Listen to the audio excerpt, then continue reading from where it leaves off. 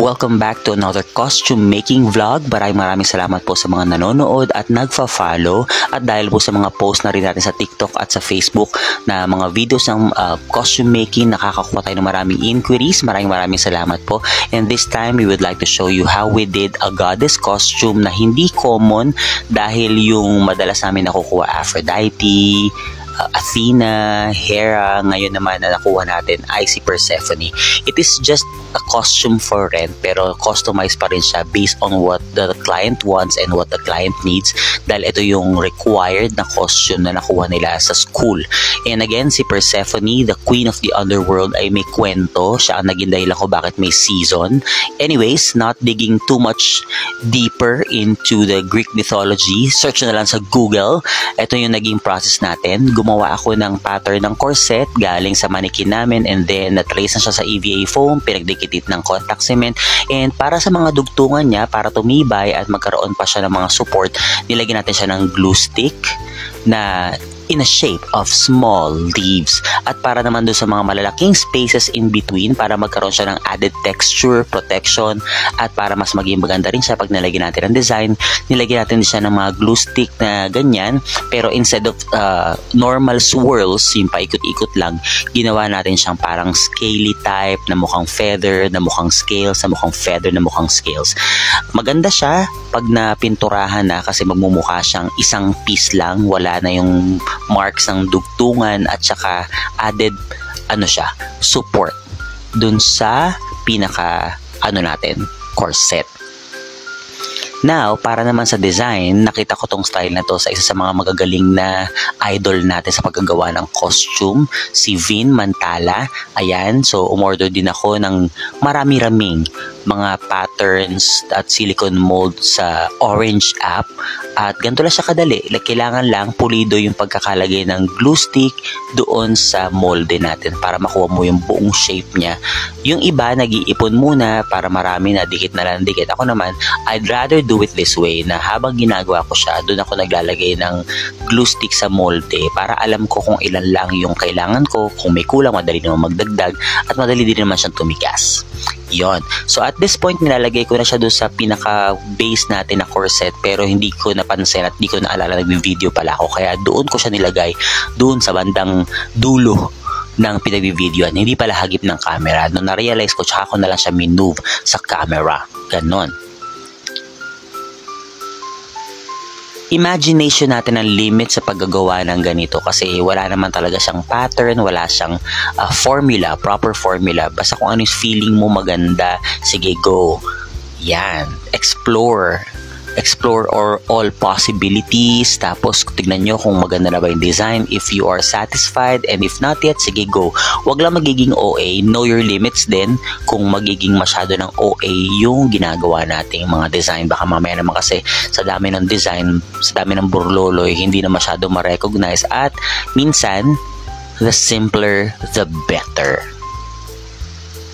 Ayan, nakita nyo na yung corset. So, nilalagyan na natin siya, yung mga minomolde natin, mga glue stick. Ang ganda ng style na to, ha. Natutuwa ako kasi pag nilagyan na siya ng pintura, iba rin yung texture na at yung class na nadadagdag niya.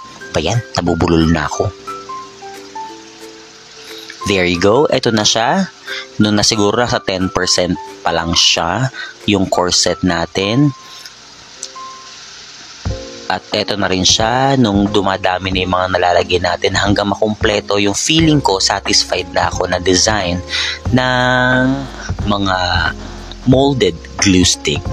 Yung mga malalaking parts, yan kinailangan na ng kalan at saka ng matibay-tibay na non-stick pan. Doon ko iniinit yung mga glue stick na para sa malalaking molde.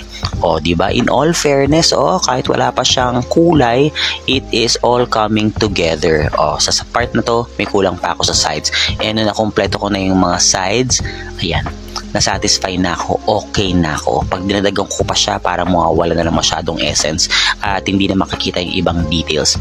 So, in daylight, in broad daylight, pag nilagay ko siya sa mannequin, ito na siya. In all fairness, may pa-instant balakang. Yung likod niya, instead of using magic tape, nag-decide ako na gawin siyang parang corset talaga na strings. And even itong mga arm bracers, ganun din yung process niya. Shape lang ng EVA foam para sa enough na sukat sa braso. Nilagyan din siya ng glue stick para magkaroon ng texture. Nilagyan ng butas sa mga rivets para magkaroon siya ng mga adjustan for the strings at nilagyan ng molded glue sticks. In all fairness, madali siyang gawin. Kumakain lang ng oras, syempre. Wala namang bagay na hindi kumakain ng oras. Ito yung sa mga paa. Ginawa natin siyang parang gladiator type of sandals. Parang sa bootleg. Hindi siya yung solid lang na isang piece. So, nilagyan siya ng mga konti mga windows, mga 1 seat apart. Charing.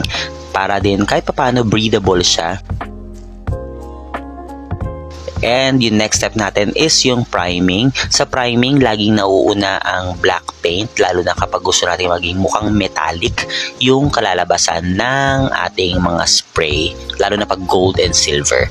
Black yung dapat na base niya. Yon.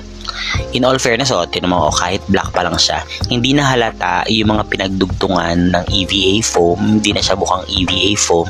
And ito yung napili nating style naman for coating yung pinaka primary color natin, yung gold, para magmukha talaga siyang goddess. At dahil may peg din tayong sinusundan. So hindi siya solid color, hindi siya talagang ini-sprayan lang ng spray paint all over. So para kunyari, ma-achieve natin yung parang organic metallic look niya, nilagyan natin siya ng dry brush technique. Kunyari yung paint nyo, na as in yung paint talaga magsasawsaw lang kayo ng parang sponge. Any sponge will do, kahit yung Scotch Brite. Tapos ayan, idadab-dab lang natin dun sa surface yung paint. Hindi talaga siya pipinturahan ng todo. Ang magiging effect nito is maiiwan yung mga areas na malalim, yung black areas, para magmukha pa rin siyang baroque, magmukha siyang ano tawag doon? Parang vintage, parang rustic, ganon. Nagigets nyo ba? Ayan. Tapos may mga parts dito sa silver part, do sa concept natin ng Persephone, na hindi makita yung silver kasi hindi masyadong tinted yung nabili kong silver paint. So what I did, nag-spray ako ng konting white dun sa corset para kahit papaano pag pinatungan siya ng silver, mas lumutang. And also, nakatulong yung nabili ko din na chromatic spray paint. Iba pa siya doon sa regular na spray paint na silver. Ito chromatic. Pag in-spray mo yung chromatic, ay bongga to. As in, nagmumukha talagang metal. Very, very shiny. But again, I have to shy away from coloring it fully kasi gusto ko nga ma-achieve yung may contrast at may shadows.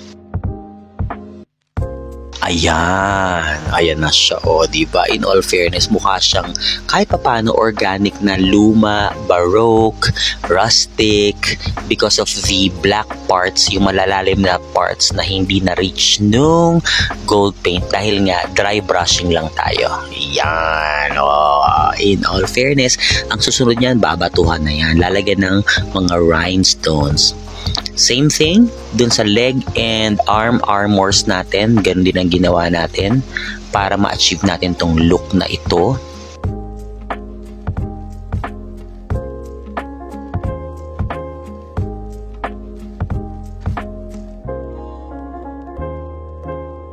So for now, hanggang dito muna. See you on the next vlog.